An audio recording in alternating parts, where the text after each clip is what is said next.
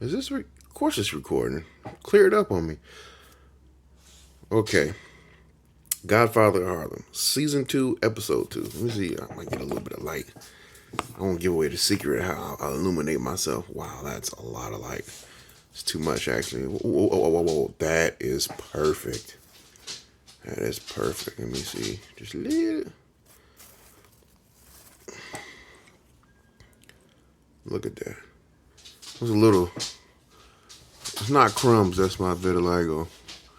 Thinking of myself. Anyway, so in this episode, um, yeah, in this episode we have the remaining half of the lovers, which is the main character's Bumpy Johnson's arch enemy Chin. Um, his daughter, she seeks forgiveness from the young man's mother, and she gets it. It's a pretty decent scene, I feel like, or not necessarily decent, but it's a necessary scene, I think, because she has to get closure because she's beating herself up about the boy being killed. I mean, pretty much, yeah, it is her fault that he got killed, but you know, she tried to push him away, he tried to push her away, but they wound up back together, and just as he was getting some success, his life was snatched from him. So it is what it is. What else happens? Bumpy's wife is aiming for a position, with this councilman slash pastor, not necessarily underneath him or anything like that. She wants a certain position in order to give influence in the community, and he's not necessarily giving it to her. He was holding back on giving it to her because her husband is Bumpy Johnson, of course. But eventually she wins, so all that hubbub or rah rah was for nothing. Okay. Let's see what else happens.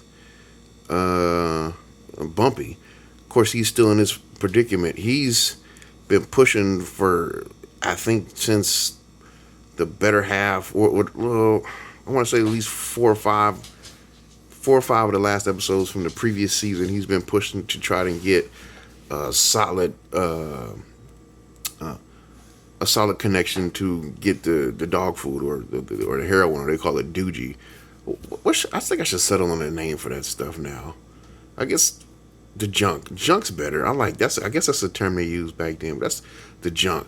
He's looking for a constant supply of that junk, and of course he's running into all these dead ends, and he's trying. He seeks the counsel of his wife.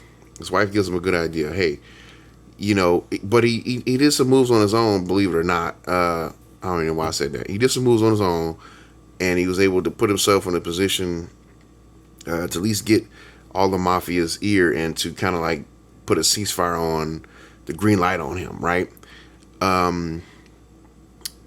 So he's able to broker a deal with the people that they get their stuff from, but they still won't sell to him directly because of the ties to Italy,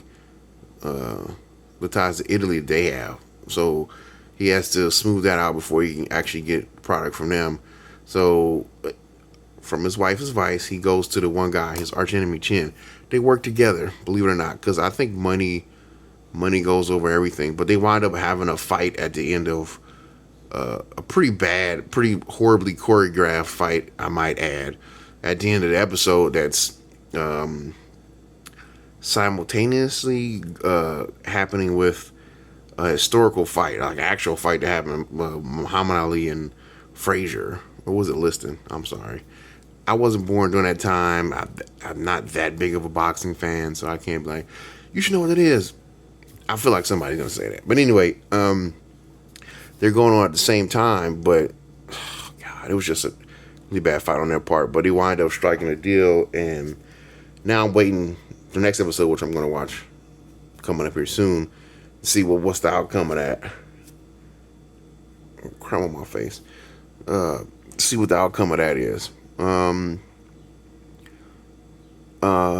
What else happens? another important thing about this episode. So you have the historical figures. You have Malcolm X in this episode, and Muhammad Ali. Now, just as when Muhammad Ali was still Cassius Clay, his um his birth name. Um, this is before he comes out as a Muslim. And this is still early. This is still early in the '60s. The only thing really significant that's happened is assassination of Kennedy.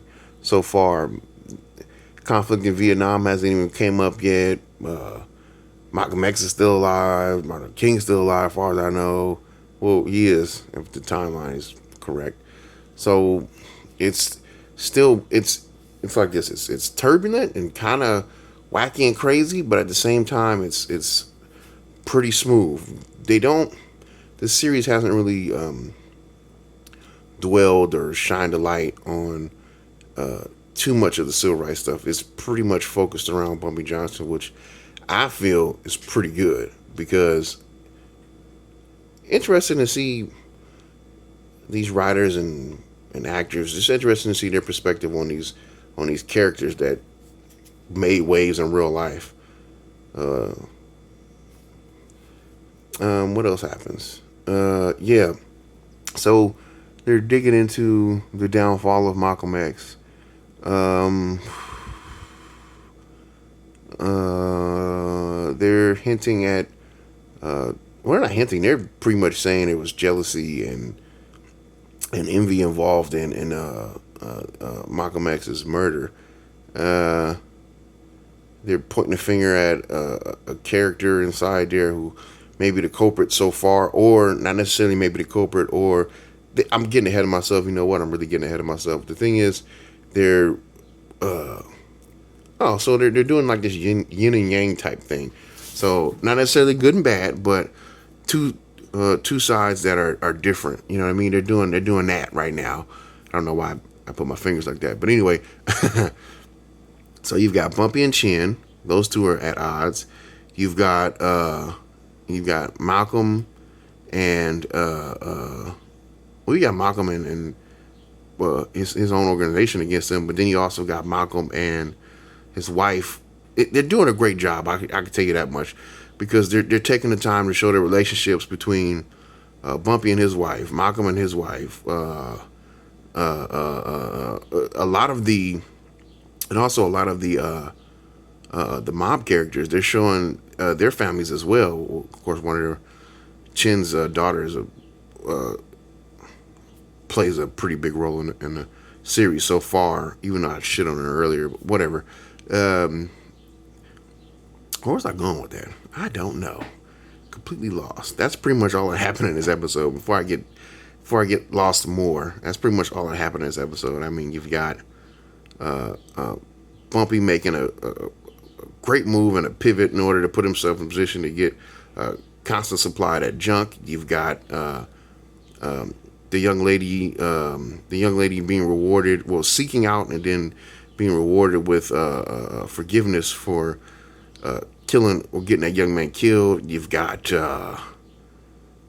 Bumpy's wife moving around. You've got those are pretty much all the stuff I've listed. So yeah, you got all that. If you like me throwing together a really fast video, a lot of my other videos aren't like this. I think this is the first time I've tried to just spit it out and try to make it eloquent as possible, I guess. Go check out my other videos. I've done Breaking Bad. I've done The Mandalorian, which I don't like. I've done I'm doing The Wire currently, Futurama. I've got a few movies in there as well. So go check those videos out and subscribe. Try to be a little polite.